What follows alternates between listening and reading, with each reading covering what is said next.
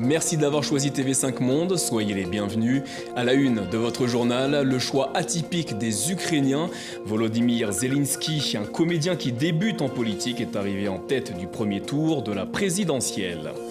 27 ministres pour tenter de redonner confiance au peuple algérien. Le nouveau gouvernement en Algérie a été nommé hier avec à sa tête Nourdine Bedoui. Fait marquant, le départ de Ramtan Lamamra, désormais ex-chef de la diplomatie.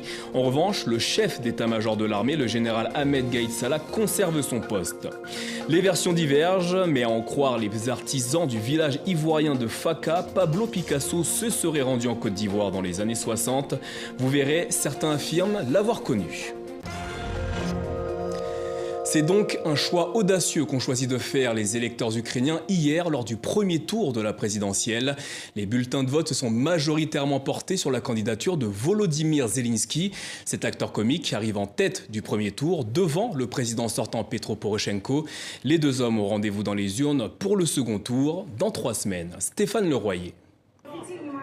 Il a déjà revêtu l'habit présidentiel dans sa vie, mais pour jouer la comédie dans une série télévisée intitulée « Serviteur de l'État », il y interprétait un professeur d'histoire élu président de son pays. Cette fois, Volodymyr Zelensky n'a jamais été aussi près de la réalité. Il vire en tête ce dimanche du premier tour de l'élection présidentielle en Ukraine avec plus de 30% des voix. Je veux dire merci à tous les Ukrainiens qui n'ont pas voté pour moi, uniquement par plaisir. Comédien, humoriste et entrepreneur de spectacle, s'il n'a aucune expérience en politique, Volodymyr Zelensky aura pourtant réussi à créer l'émulation autour de sa candidature. Dans les sondages tout d'abord, dans les urnes aujourd'hui, une sanction pour le pouvoir en place dont la politique n'a pas convaincu. Son candidat, le président sortant, Petro Poroshenko, est largement distancé par Zelensky. Il serait crédité de 17 à plus de 18% des suffrages, un retard quasi insurmontable avant le deuxième tour. C'est une dure leçon pour moi et pour les autorités dans leur ensemble. C'est une raison pour travailler sur nos erreurs. En tête des sondages au début de la campagne électorale, la troisième candidate, l'infatigable ex-première ministre Yulia Tymoshenko, arriverait en 3e position du scrutin.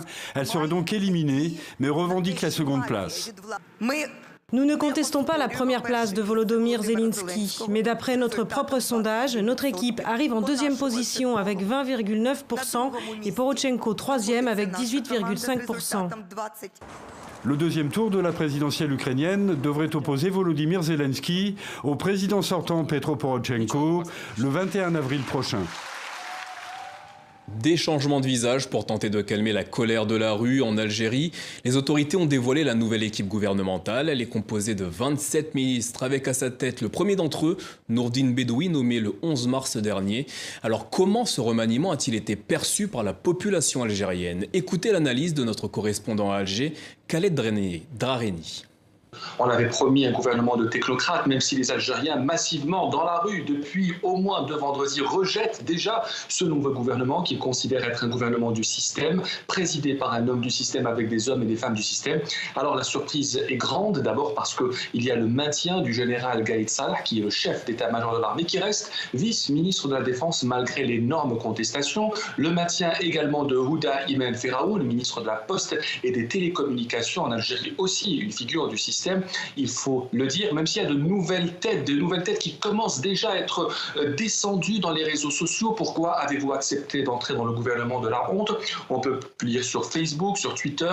Il y a effectivement de jeunes quarantenaires qui ont accepté d'entrer dans ce gouvernement. Ils sont déjà très impopulaires. Au moment où je vous parle dans les réseaux sociaux, ce gouvernement est extrêmement critiqué. Le suspense devrait prendre fin dans les prochaines heures en Turquie. Les élections municipales se déroulaient hier à Istanbul. Seulement quelques voix séparent le candidat de l'AKP, le parti présidentiel, de celui de l'opposition. Les deux candidats revendiquent la victoire. En revanche, à Ankara, la capitale, les jeux sont faits. Le parti du président est donné battu. Il s'agit d'un revers pour le chef d'État turc qui avait pesé de tout son poids dans cette campagne. L'agenda de la semaine à suivre avec les sujets qui seront traités sur notre antenne. Cette semaine, mardi au Sénégal, le président Macky Sall prêtera serment pour son 2e mandat à la tête du pays. Mercredi, Félix Tshisekedi, le président de la République démocratique du Congo, entamerait une visite de 2 jours à Washington aux États-Unis. Aucune rencontre avec le président américain n'est annoncée. Enfin, vendredi débuteront les commémorations du génocide des Tutsis en 1994 au Rwanda. Un deuil national de 100 jours sera respecté au pays des 1000 collines. Le pape a conclu une visite de 48 heures au Maroc. Une messe s'est tenue dans l'enceinte du stade Moulay Abdellah de Rabat. Près de 10 000 personnes de toutes religions, nationalités étaient présentes lors de cette messe.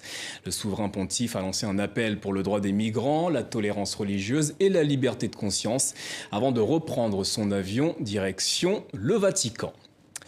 L'art africain a-t-il été une source d'inspiration pour Pablo Picasso? Oui, à en croire les artisans du village de Faka en Côte d'Ivoire. Pablo Picasso aurait séjourné chez eux à la fin des années 60. Même si le doute persiste en ce qui concerne ce voyage, certains affirment l'avoir vu débarquer un beau jour torse nu. Antoine Delpierre. L'histoire vaut bien le détour qu'oblige la piste écrasée de chaleur qui rejoint Faka. Dans ce village de quelques âmes au nord du pays, célèbre pour ses ancestrales peintures sur coton, on ne plaisante pas avec le mythe. Quand il est venu, il a fait 1 semaine ici, le premier tour. C'était 1968. Il, c'est Pablo Picasso. En voyage, incognito, les anciens racontent qu'il est arrivé ici en panne de voiture, torse nu et sans chaussures. À l'étranger, quelque peu suspicieux à propos de la véracité de cette histoire, on brandit la preuve ultime de son passage, une toile que le maître espagnol aurait lui-même réalisée. C'est lui qui a fait ça. Il a fait ça 3 tours avant de finir ça. Il a fait par doucement. Tu sais, les toiles de nous, c'est pas par pressément, on fait doucement. Doucement, mais sûrement, le mythe s'est enraciné ici dans l'imaginaire collectif. Véritable ou pas, l'histoire rappelle que l'art africain a inspiré un maître de la peinture mondiale du siècle dernier, faisant la fierté d'un village tourné vers ses racines picturales. Notre travail, c'est un travail de père en fils. Au lieu de penser le travail, bon, tu t'es trouvé au moins 15 ans, tu commences de travailler, des petits bandes comme ça, par les grands aussi. Tu t'es déjà qualifié, tu peux faire les bras. Hasard de la création, ressemblance fortuite ou inspiration in situ, les biographes de Picasso refusent d'être catégoriques sur son éventuelle aventure ivoirienne, laissant planer un mystère commode pour l'attrait touristique de la région. Les commentateurs américains manquent de superlatifs pour décrire ses performances. Kathleen Ohashi est depuis plusieurs mois la nouvelle sensation de la gymnastique américaine. À 21 ans, cette gymnaste bouscule le conservatisme de cette discipline. Résultat, les portes du monde professionnel commencent à s'ouvrir devant elle. Jean-Sébastien Fernandez.